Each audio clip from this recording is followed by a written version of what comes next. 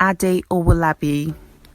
Ade Owolabi is a down-to-earth, dynamic and passionate communicator of value as a speaker, writer and counselor with an unusual depth in the word. He also works with Meadowhall Group as an educationist in the QAC department. He has keen interest in areas involving purpose and relationship matters, particularly the marriage institution. He has an undying burden to reach, teach and educate couples on marriage God's way, as well as truths that make for a complete life. He has published 2 books, Sex Lies, Sex Truths for Singles, and Sex from Scriptures for both couples and intending couples. He's married to Akwezi and they are blessed with 2 children, Olamide and Ovie. Ladies and gentlemen, let's make welcome Ade Owolabi to YDC 2019 as he takes on the plenary session on evolving emotionally from friendship to courtship. Backwards. You need to wake up because there's no time. The soul is the part of you that the enemy is fighting for. Your soul is mad. And that's what God is trying to salvage as well. Your soul. Your soul connects your body to your spirit. Inside your soul, we have your emotions. We have your will. That will is what is behind you doing what you do. You do things because you will to do them. You decided, you chose to do them. Your emotions, your will, and your mind. Praise God. All right. Emotions are chemical reactions to your perception or interpretation of things. If I told you you are mad and you do not understand English, you are not likely to get angry because you don't understand what I said. So the problem is not what I said, it's your interpretation. Emotion. Emotions are fueled by your interpretation of things. And a lot of times, how you feel is not necessarily the reflection of the situation on ground. So people have divorced because of chemical reaction. People have ruined their children because of chemical reaction. People have broken up relationships that they should have nurtured because of chemical reaction. People have ruined their careers, their marriages, their relationships, their businesses, their ministries, industries because of chemical reaction. Meanwhile, you react the way you react because of how you understand things. You understand things because of the way you think. You think the way you think because of the way you have learned to process things. And the way you process it is not the standard for good behavior. That's just the way you process. It's just the way you feel. It's just the way you think. It doesn't necessarily reflect the reality on ground. Do you understand? We have feelings because we are human beings. Yeah? But we feel the way we feel because of the way we think. So something that gets someone may make someone else laugh the way they think. Do you understand? So for you to live your life by how you feel is a wrong way to live. Do you know God created you with your emotions, right? Why? Why? Because He designed you to feel, and your feelings were designed to be a gauge, not a guide. So if you get angry a lot, it shows you that you need to grow up. It doesn't mean it's something business. It just needs to evolve.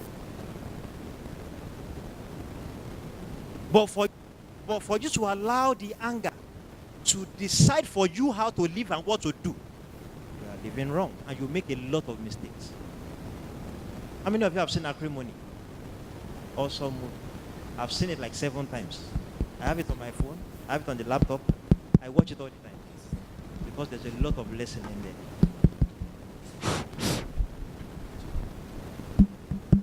Maturity is largely about the ability to control and take charge of your emotions.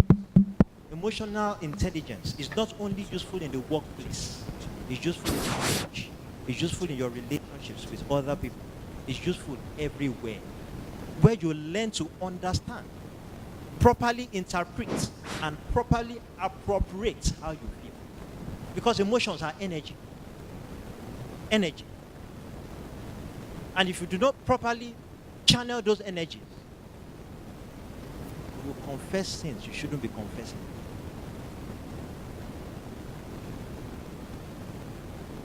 Why must we evolve emotionally? I already said number one.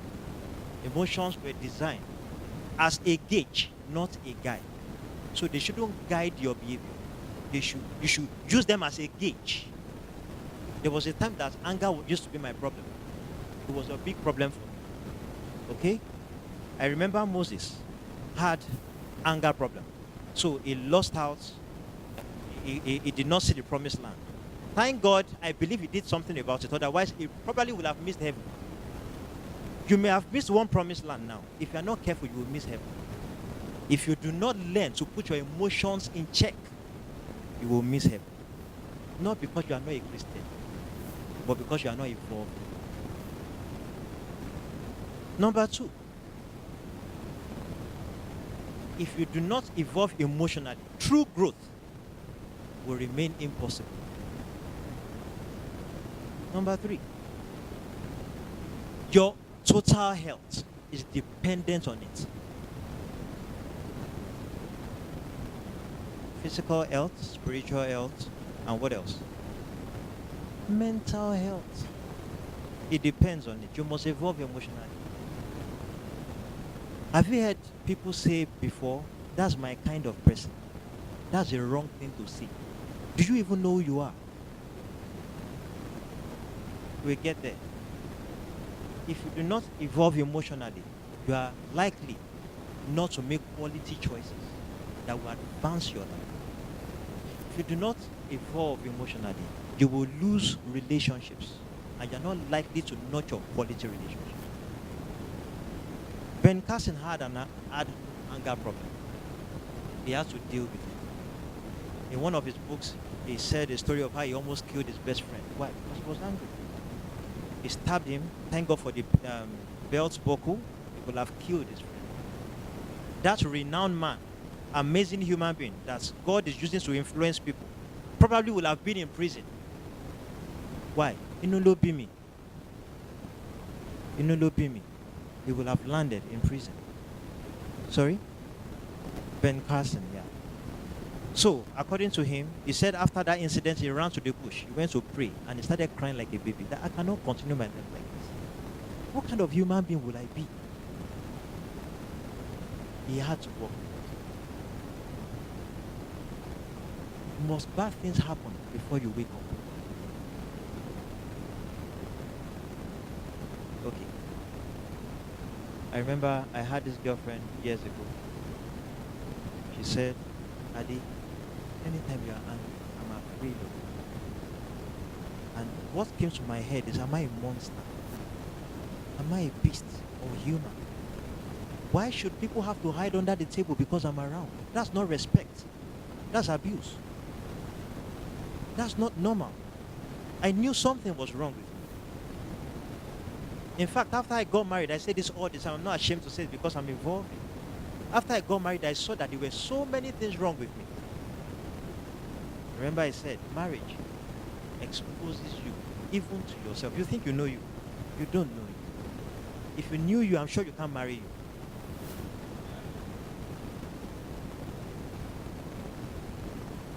Miles Monroe said, if you knew all there is to know about you, can you marry you?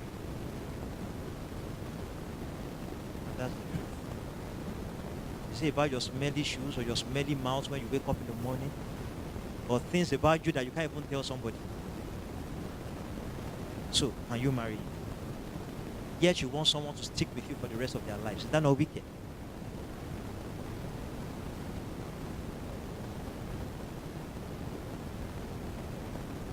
Three, universal human culture. It's a cultural thing.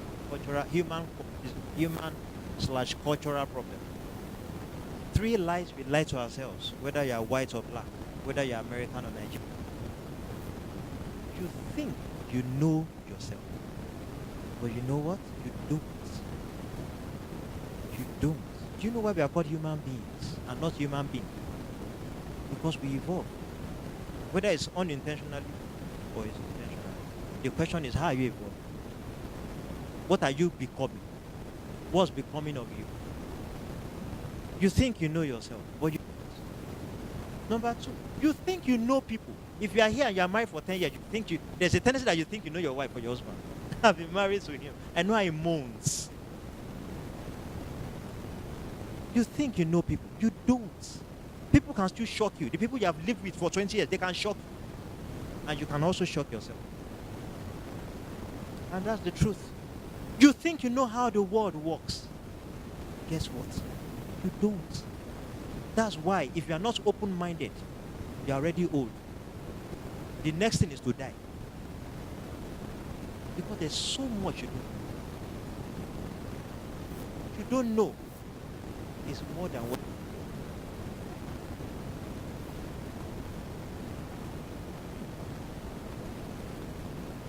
Common negative emotions, amongst many others. If I just wait on the anger, fear, worry. Do you know that emotions, in fact, there is no sickness that does not have an emotion under it? The root cause. No sickness.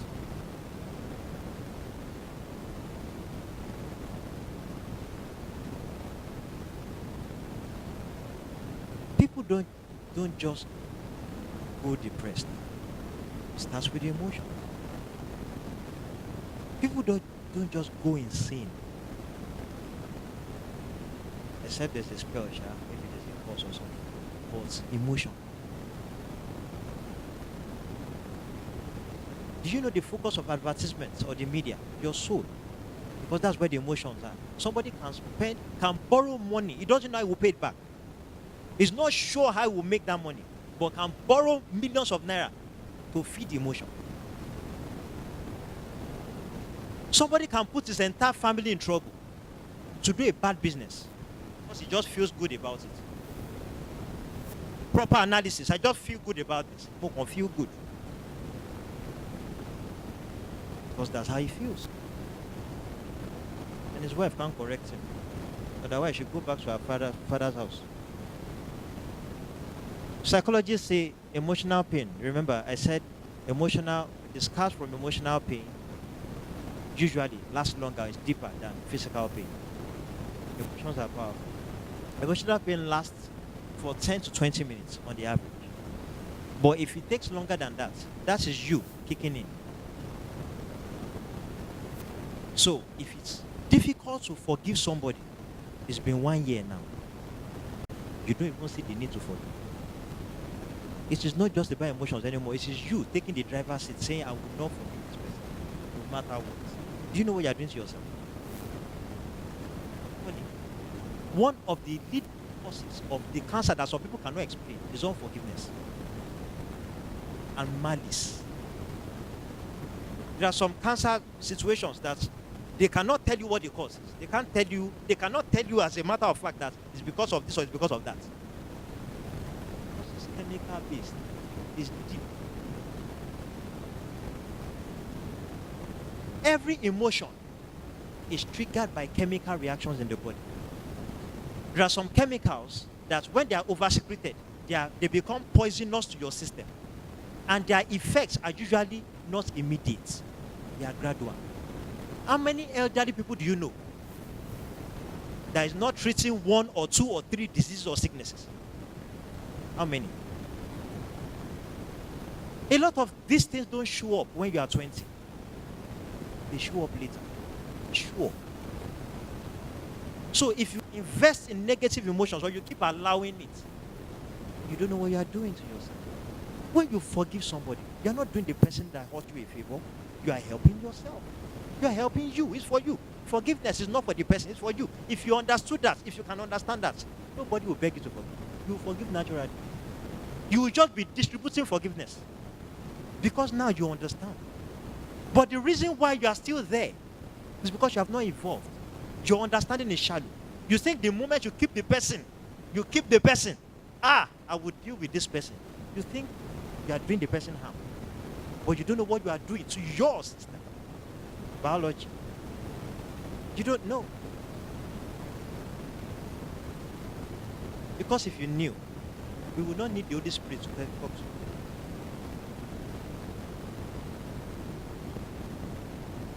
We have mistaken who we are for what we have become. You are not what you have become. Who you are is not what you have become. What you have become, or what you are becoming, is a function of different things. Environment, that's a major part. Major part. In fact, humans are a delicate blend of heredity and environment. Heredity, those things that are inside you that you did not have a part in. You just grew up to realize that you are like this, that you feel like this, that you do this and you do that. They were from your parents. Heredity. You did not decide to have them. It was not your decision. Then environment. Where did you grow up? It's important where a child grows up. How did you grow up? What kind of people did you fraternize with? All those things determine what you are becoming. So if you are not intentional about who your friends are, about the places you go, you'll be becoming what you did not intend. So some people have invested 10 years becoming what a good person cannot marry.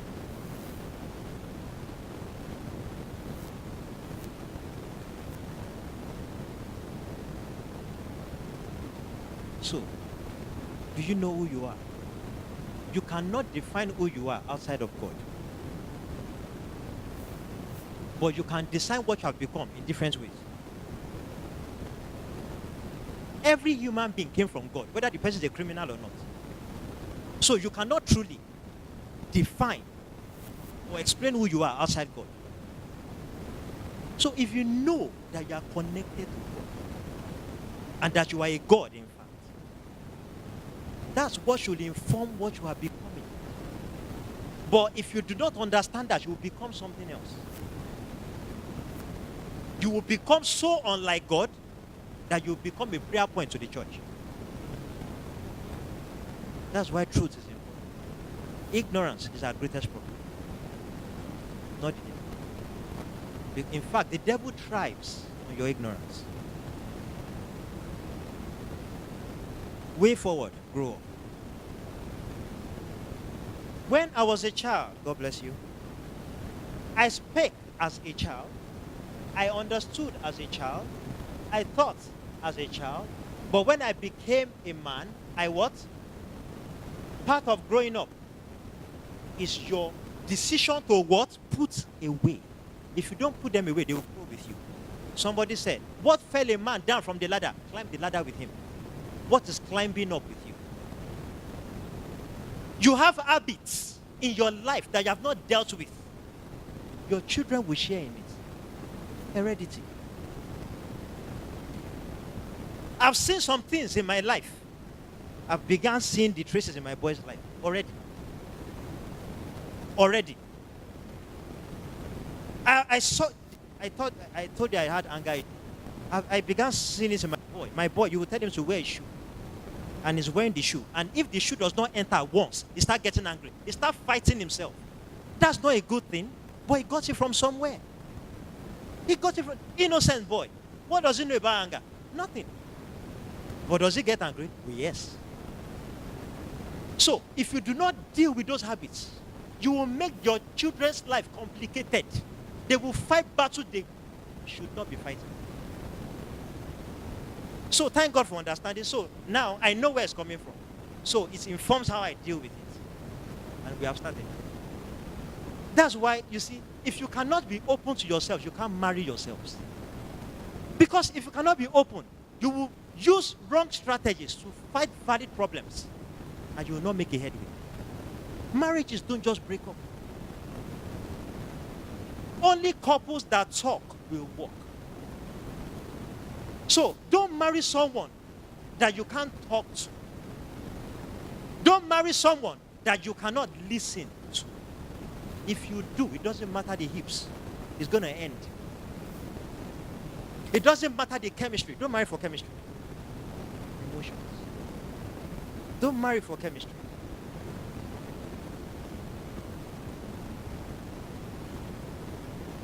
So, part of growing up is the decision to put away. Because if you don't put away, they will grow with you.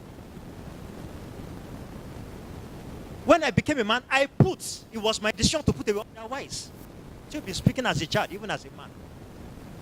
That's what the scripture is saying. I will still be thinking and reasoning and processing like a baby, even as a man. There are men who still use feeding bottles, of course, spiritually. They still wear pampers. They cannot take certain decisions by themselves. They have to be pushed. Because they did not put away childishness. Dear brothers and sisters, when I was with you, I couldn't talk to you as I would to spiritual people. I had to talk as though you belong to this world, or as though you were infants in Christ. Why? Because you quarrel like babies. You are jealous. You are envious. Those are traits of immaturity. So, if jealousy still overtakes you as an adult, it's not normal. You are growing up wrong. You are growing up downwardly.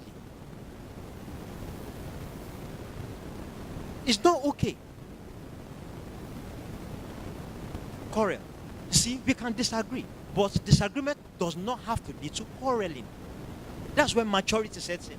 We disagree, it's fine. On this basis, no, I don't agree. It can't be like this. It should be like that. I think it should be. That's fine. Then we can talk, we can negotiate. But if we must fight because I need to make a point, that's babyish. That's childishness. And that's a function of emotions that have not been understood or properly appropriated. Don't copy the behavior of this world, but let God transform you into a new person by changing what? Psychologists say feelings and thinking always match. You feel the way you feel because you think the way you think.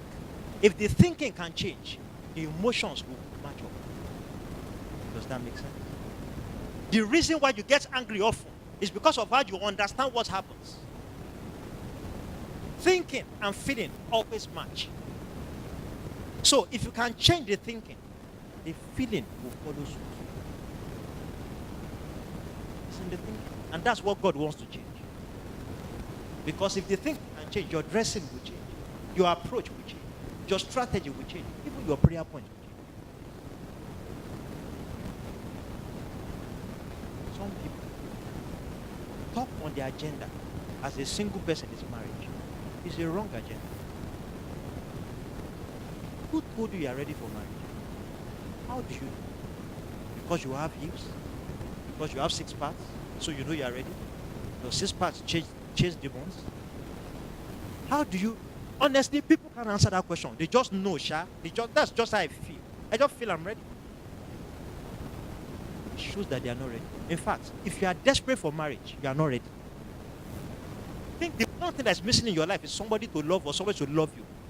That's the one thing missing. It shows that you're not ready. Because marriage is not for somebody who is lonely. Loneliness, again, is a psychological state. It's a mental state. It's an emotional state. Anybody that marries that kind of person, my God, will carry burden until he or she dies. So marriage is not the solution for loneliness. If you are alone, you need quality relationships and connections. If you are lonely, it's not quality connections you need. You need help. There's a difference. So the solution for loneliness is not marriage. Marriage will only complicate and deepen the problem. But people have married because they were lonely. So now make matters worse. One lonely person marries another lonely person. Emotion was designed to be a gauge, not a guide. A meter, not a compass.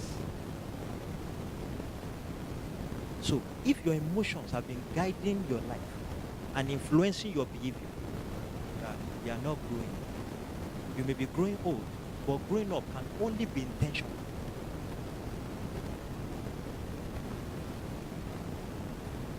Final slide before thank you. So, just now, this is not exhaustive. The Bible says, even when a foolish man, totally foolish man, does not say anything, you can mistake him. Some of us need to learn to be silent. Not everything deserves a reply. There's wisdom in that. No, I must speak my mind. There's something wrong with you. If you must always speak your mind, there is something wrong with you. You just don't know. You are living in denial, maybe, or maybe you're just ignorant. You are just not aware. If it's important to you to always speak your mind, you won't share. Silence. Sorry. Number 2, do you know that the prodigal son in the Bible did not need to go to a seminar? Do you know that he didn't need counseling from a pastor? That he didn't have to see a psychologist. All he needed to do was to have a meeting with himself. Do you know it? One of my quotes: couples who hardly reflect will have a lot more to regret. If you have not learned to meet yourself on, see, people do board meetings in their organizations, maybe regularly, maybe weekly, but no.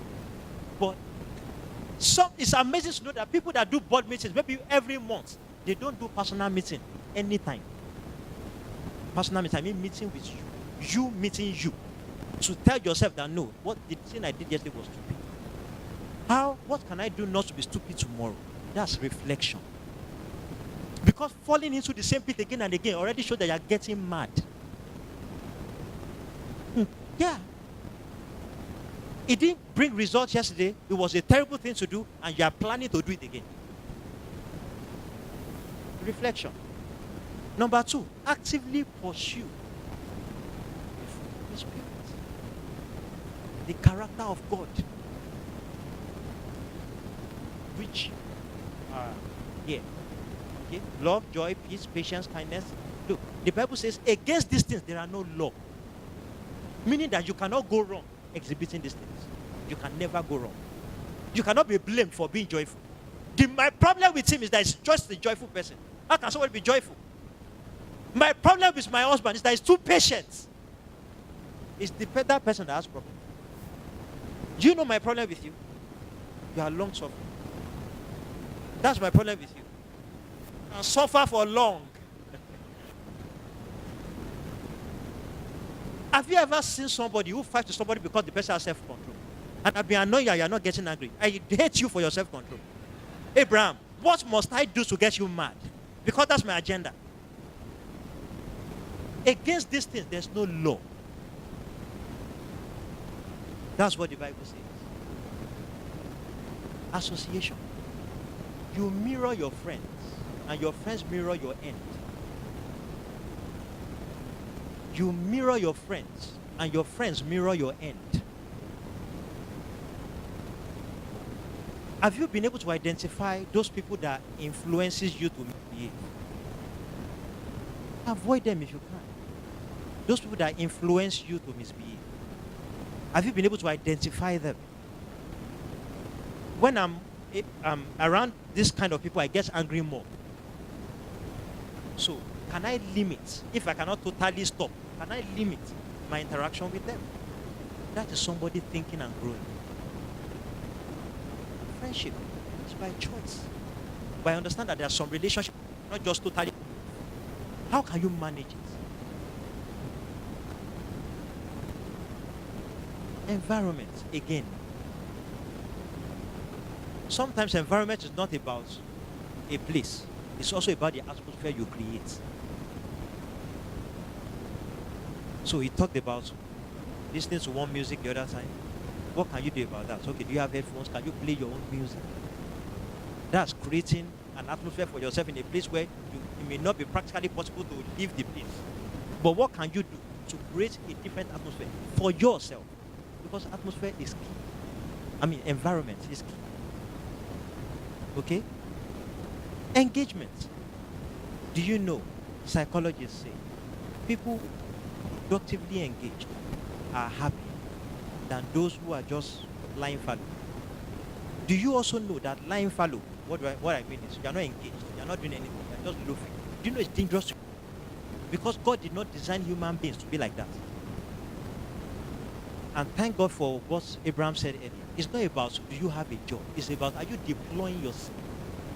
Are you volunteering is very important. You don't have a job yet, beautiful. You can volunteer. Be a part of something. It will help your emotional health and your mental health. Because it's against the law of design for a human being not to be doing nothing. You are growing cobwebs and you don't know.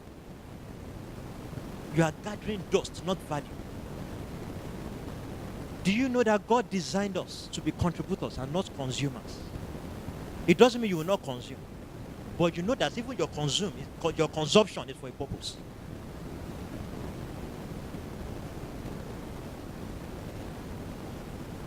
Understand people. Every behavior, good or bad, has a history. That's another reason why it's not good to judge people. You know somebody who is a prostitute. If you walk the path that the person walks, maybe you'll be worse. You see somebody that breaks banks, breaks doors, and steals people, steals things. There is a history to every behavior, and this has helped me even in my marriage to understand that people just don't decide to be bad. There's a history that you don't know, that you may not know. In fact, there's a history to your own misbehavior. So it has helped me to empathize with people. Some people need help. They don't know they need help. So they are arrogant, but they need help. It makes it possible for me to empathize with them and not judge them. No, but see, change, but not under the atmosphere of criticism and judgment. If you want somebody to change, if you are married and there are things that you don't like about your spouse, don't agree to the lie that says people don't change. But first of all, you create an atmosphere of love. And if you are loving, you will accept them the way they are, not because you are happy with the way they are. But if they know that you have accepted them, they will be able to connect. They will listen to you. They will listen to your advice, and they will W-I-L to change. And they'll start working on it with your support. Before you know it, you have the woman you want. You have the man you want. That's how to support people. You can't change anybody, but you can influence them to change. But not without acceptance. But what we do is that we judge Bosheman Sheni. That's how you used to do it. Nobody will change that way. Nobody. In fact, the fact that you have said that's what is wrong with me, the more reason I want to do it. And it's psychology too. And that's why we get frustrated, because we don't get the results we want, because our strategies are wrong. And you know what? Imagine that circle. You want this, you are not getting it. So you complain, you judge, you criticize, and you are still not getting it. Do you know what it does to you emotionally and psychologically and mentally? You can go mad. So changing is not your business. The person will change when he or she decides to change. And the person can only get to that point when you first accept the person for his or her person. It doesn't mean you are okay with the person, but you must accept. You must accept that we are different. The idea of marriage is not for two the same people to marry themselves. That's not the idea. So why should we be the same? You don't need to be the same to work together. All right. So on a final note, ladies and gentlemen, evolving will require you taking responsibility. You cannot wish these things away. There are some things you cannot pray away. You need to take responsibility.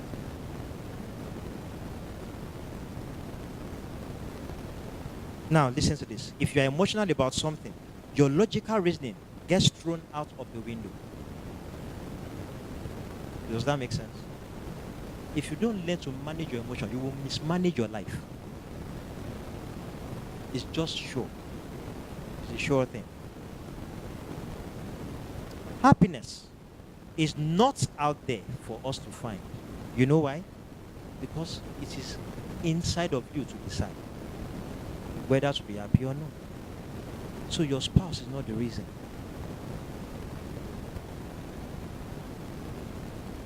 Finally, 85% of the things we worry about never happen. Of the 15% that did happen, 79% of subjects discovered either they could handle the difficulty better than they expected, or the difficulty taught them a lesson worth learning. A lot of things that we fear may never happen. If you live in fear, you will deny yourself so many opportunities to grow, to develop, to be better, to be more. Fear is an emotion, but it's not an emotion you want to encourage. Do you know that even till forever, I get invitations to speak in places, I still have the fear of the pulpit. I'm a pastor in my church. I climb the pulpit every Sunday. I still fear public speaking.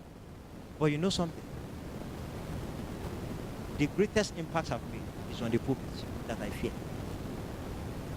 And that's what courage means. Facing your fears and doing it anyway. Till today, I was still scared. I'm still scared right now. Like, wow. Oh my God. Oh my God. But did I make sense? You can put your hands together for Jesus.